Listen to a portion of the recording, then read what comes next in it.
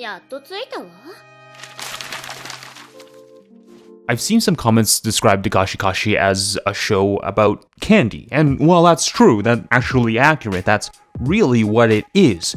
But it's also really important to understand the context behind why this particular subject is worthwhile, why it's interesting, and why it would actually get published within this sort of climate. After all, its 12-episode run doesn't really have an overarching macro structure, rather than a vague recall to Kokonatsu needing to come to a decision as to whether he needs to take over his dad's shop.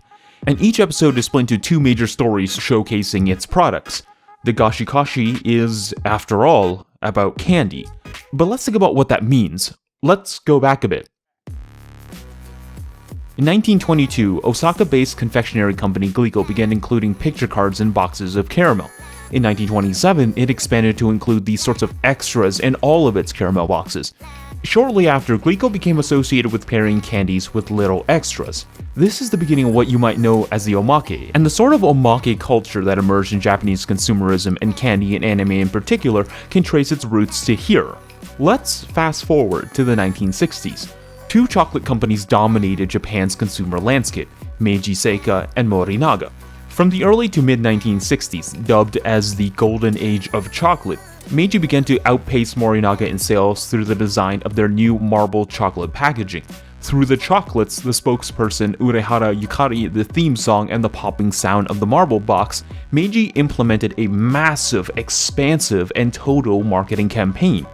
Morinaga wasn't far behind and quickly soon after produced a comparative product. This began what's referred to as the Chocolate Wars, a period of incredible competition between the two giants.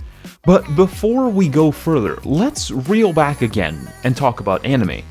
In the 60s, we had two specific streams of animation styles in Japan. The first was fluid Disney-influenced full animation. Toei animation in particular aspired to be considered a sort of Disney of the Orient, a paradigm you can find in its 1958 release, Legend of the White Serpent, a story that would later be released in the US as Panda and the Magic Serpent. Look at how stark it remains to anime even today, the constant movement, the beautiful fluidity and rotoscoping, the squashing of the design. The movie is in stark contrast to the other field, limited animation. And it's in limited animation's major debut on television in 1963 that really defined anime's landscape with the absolutely culturally titanic work of Tetsuwan Atomu, or as we might remember it, Astro Boy.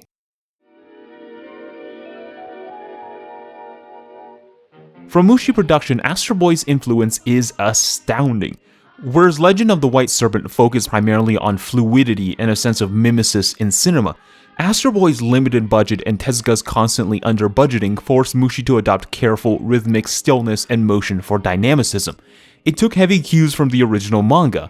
It, as Dr. Marc Steinberg notes, developed a unique style of limited animation by combining the manga image with the moving image of animation. It incorporated pains to provide movement, at least much more than fluid animators wanted. But even then, the cost of production was much higher than the 750,000 yen Tezuka initially sold each episode for. So, to cover gaps, Tezuka went to find sponsors, and thus began the sponsorship of Meiji Seika, Astro Boy, and Marble Chocolates. Suffice to say, it was a massive success, with Marble Chocolates and Astro Boy intertwined, culminating in Meiji's massive sticker campaign that would escalate Astro Boy beyond the TV screen and the manga into transferable items that could expand beyond the limitations of the narrative into the real world. The Chocolate Wars in the 1960s fueled the way for Japanese children to take Astro Boy and place it on their things, personalizing commodities into value-laden forms. Asunashima Ritomo notes, without the existence of parade chocolates, Atomu stickers might never have been born. And I'd go so far as to theorize that without the stickers, Astro Boy might not have had the unbelievable prominence it had.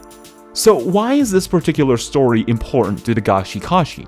In the brief email discussion I had with Dr. Steinberg, he mentioned that what Dagashi Kashi is doing, foregrounding candy and the small stories they depict, isn't the norm. These sorts of connections between products and narrative today are closer between toys, video or novel games, manga, and light novels. Steinberg notes that candy tie-ups were really key in the 1960s, but during the 70s it shifted to toy producers. After that, candy was basically an afterthought within the media mix.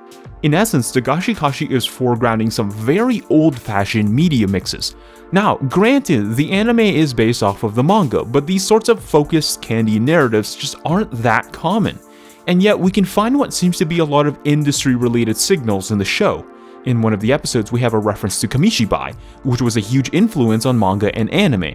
Kokonotsu's dream is to be a manga artist, which seems quite self-aware given that the manga was a major factor in forwarding limited animation, and Kokonotsu's choice between wanting to be a manga artist and having to take over his father's sweet shop seems like a reflexive analogy for early animation production in general. In fact, the major conflict emerges from that true choice he has to make. Should he pursue his dreams of being a manga artist, or should he take over? This is a tug of war between the two major influences in anime's early inception, even more pronounced in Astro Boy's. Limited animation came from the Mighty Atom manga, and the sheer ubiquity of Astro Boy's image beyond the television is through the Meiji sticker campaign. All of this is happening within the space of the anime. But if that's the case, is Dagashi Kashi necessarily saying anything, or is it intending to? I think a major consideration is the context in which the anime is published. Dr. Thomas Lamarre mentioned to me that Dagashi Kashi seems closer to an ongoing trend in foodie culture in Japan, particularly through the emergence of a sort of gourmet subgenre. You can find this in something like Shokugeki no Soma, that despite all of its bombastic presentation, it is another iteration in a growing subgenre, portraying foodie culture in a comical yet insightful light. Dagashi Kashi is arguably doing the same thing. After all, a lot of the stories have very interesting backstories that are informational. But beyond the candies themselves, there are also stories on how they're advertised. Jokes like Hotaru's inability to figure out what is the sour candy shows a focus beyond the foodie aspect and more into the mode of production of these candies.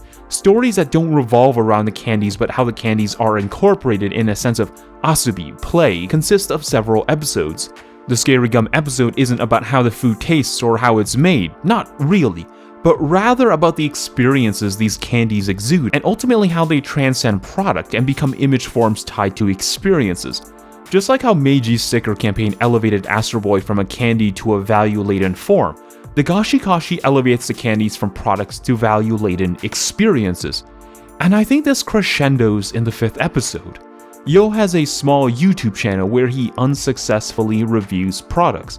Kokonotsu shows him how to do it properly by narrating the backdrop and manly spirit that the Baby Star Ramen is supposed to imbibe, creating an underdog narrative that comes with it. The show loves to pepper its micro-narrative with these sorts of stories of candies with hopes and dreams, wanting to accomplish or achieve things that resonate with us.